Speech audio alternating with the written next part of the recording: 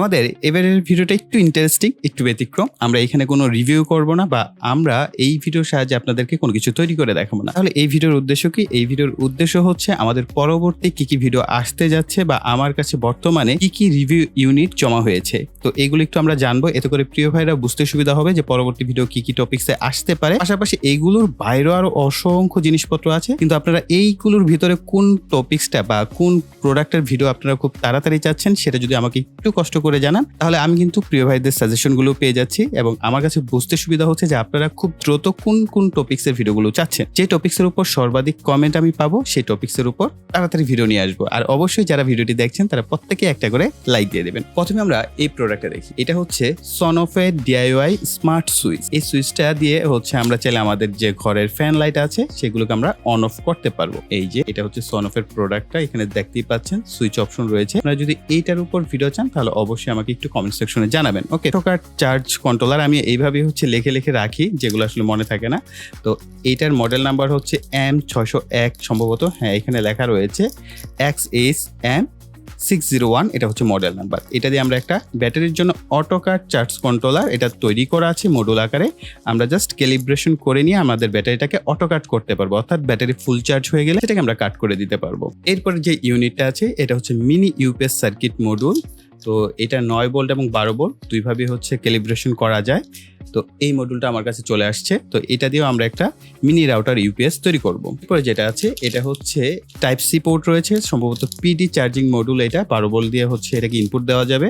তো আপনারা যদি চান এটার উপর আমরা একটা ভিডিও নিয়ে আসবো। IP2312, হ্যাঁ এটা দিয়ে আমাদের বেশ কিছু DIY গ্যাজেট তৈরি করা হবে। 3 এম্পিয়ার পর্যন্ত আউটপুটে চার্জিং করা যায়। আমি পূর্বে একটা ব্যবহার করেছিলাম, আর একটা নতুন আমার কাছে চলে আসছে। তো এটার উপর আমরা একটা ভিডিও করব। এটা হচ্ছে লি আয়ন ব্যাটারি চার্জার। তো আপনারা যদি চান একাধিক লি আয়ন ব্যাটারি প্যারালাল ভাবে চার্জ করবেন তখন আপনি এটা ব্যবহার করতে পারছেন। আর এটা হচ্ছে মিনি সোলার চার্জার 6 ভোল্টের, অর্থাৎ 6 ভোল্টের সোলার যদি আপনার কাছে থাকে ছোট সাইজের, সেটার চার্জ কন্ট্রোলার। এটার বেশ কিছু ডিসক্রিপশন লেখা রয়েছে। আর এটা দেখতে হচ্ছে এটা হচ্ছে লিথিয়াম আয়ন ফসফেট ব্যাটারির জন্য চার্জার, অর্থাৎ সিঙ্গেল ব্যাটারি চার্জার। হ্যাঁ, তো এটা আমি অনেক খুঁজেছিলাম একটা সময়, তখন পাইনি, এখন পেয়েছি। যাই হোক, এটা দিয়ে আমরা ভিডিও করতে পারি যদি আপনারা চান। এরপরে এখানে ছোট বেশ কিছু ফ্যান চার্জিং কন্ট্রোলার সার্কিট রয়েছে, অর্থাৎ ছোট সাইজের টয় ক্যাটাগরির যে মোটর বা ফ্যানগুলো আছে সেগুলোকে কন্ট্রোল করার জন্য এই সার্কিটগুলো। এগুলোর কোয়ালিটি কিরকম সেগুলো একটু টেস্ট করতে হবে। আর এটা হচ্ছে BLDC ফ্যানের যে চার্জ কন্ট্রোলার, অর্থাৎ ব্রাশলেস যে ফ্যান মোটরগুলো পাওয়া যায় সেগুলো অনেকের স্পিড কন্ট্রোলার কাজ করে না, সেই ক্ষেত্রে এই ধরনের স্পিড কন্ট্রোলার গুলো ব্যবহার করা যায়। এটা সম্ভবত বের করা যাবে। আমরা কিছুদিন আগে একটা ভিডিও করেছিলাম, সেখানে আপনারা অনেকেই বলছিলেন ভাই আমাদের যে BLDC ফ্যানগুলো আছে সেগুলো তো সরাসরি স্পিড কন্ট্রোলার দিয়ে চলে না। হ্যাঁ, এবং 2 ক্যাটাগরির ফ্যান কিন্তু বর্তমান মার্কেটে রয়েছে। একটা সরাসরি স্পিড কন্ট্রোলার দিয়ে চলে, যেটা আমি পেয়েছিলাম, সেগুলো স্পিড কন্ট্রোলার দিয়ে চলে। আর অনেকগুলো আছে এই ধরনের কন্ট্রোলার দিয়েই ব্যবহার করতে হয়, আদারওয়াইজ সেগুলো কিন্তু চলে না। ওকে, তো এটার উপর আমরা একটা ভিডিও করব বা একটা ফ্যান তৈরির ভিডিও আপনাদের জন্য নিয়ে আসবো। আর ডিসপ্লেতে আপনারা প্রত্যেকটা প্রোডাক্টের নাম পেয়ে যাচ্ছেন। তো এতে করে আপনাদের সুবিধা হচ্ছে কমেন্টে যদি আপনারা একাধিক প্রোডাক্টও লিখতে চান, আপনারা কিন্তু একাধিক প্রোডাক্ট লিখে ফেলতে পারেন। অসংখ্য ইউনিট আসছে, আসলে ভিডিও অনেক বড় হয়ে যাবে আমি জানি। এইটা হচ্ছে পাওয়ার ব্যাংক সার্কিট। এই ধরনের পাওয়ার ব্যাংক সার্কিট গুলো ভালো। টেম্পারেচার কন্ট্রোলার রয়েছে, টাইপ সি পোর্ট রয়েছে, লাইটিনিং পোর্ট রয়েছে, মাইক্রো USB পোর্ট রয়েছে, 2টা টাইপ A পোর্ট রয়েছে। তো এটা দিয়ে পাওয়ার ব্যাংক তৈরি করলে আই থিঙ্ক DIY পাওয়ার ব্যাংকের জন্য বেশ ভালো একটা সার্কিট মডুল হতে পারে। তো এটার উপর আপনারা ভিডিও চান কিনা। এটাও একটা পাওয়ার ব্যাংক সার্কিট মডুল দেখতে পাচ্ছি। হ্যাঁ, এটার মধ্যে টাইপ সি পোর্ট আছে, মাইক্রো USB আছে, লাইটিং পোর্ট নাই, তবে ছোট্ট একটা 7 সেগমেন্ট ডিসপ্লে রয়েছে। আর এইখানে দেখতে পাচ্ছেন মোটামুটি 3টা আমি পিওর সাইন ওয়েভ ইনভার্টার তৈরির জন্য EGS002 যে মডুল ব্যবহার করতে হয়, 3টা মডুল পারচেস করেছি।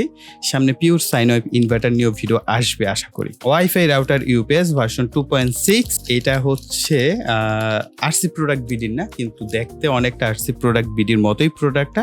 তো এই প্রোডাক্টটার ভালো মন্দ দিকটা আসলে যাচাই করা দরকার, কেননা বর্তমানে RC প্রোডাক্ট বিডির UPS তো অ্যাভেলেবেল পাওয়াই যাচ্ছে না। তো যেহেতু আপনারা পাচ্ছেন না, তো সেটার ভিডিও করলে আমার জন্য অসুবিধা হয়। আপনারা কমেন্ট করে মন টন খারাপ করেন যে ভাই প্রোডাক্ট তো পাওয়া যাচ্ছে না। তো এই ধরনের প্রোডাক্টগুলো যদি অল্টারনেটিভ অপশন হয়, তো আমরা এটারও যদি আউটপুট চেক করি, যাতে আপনারা প্রতারিত না হন এবং আউটপুট যদি ঠিকঠাক থাকে, তাহলে না হয় আপনারা সেটার পরিবর্তিতে এটা ব্যবহার করতে পারেন। ওকে, তো আমরা এটা নিয়েও একটা রিভিউ ইউনিট খুব শীঘ্রই করবো। এটা হ্যাঁ, অন্যান্যগুলো করি আর না করে এটা খুব দ্রুত ভিডিও করা হবে।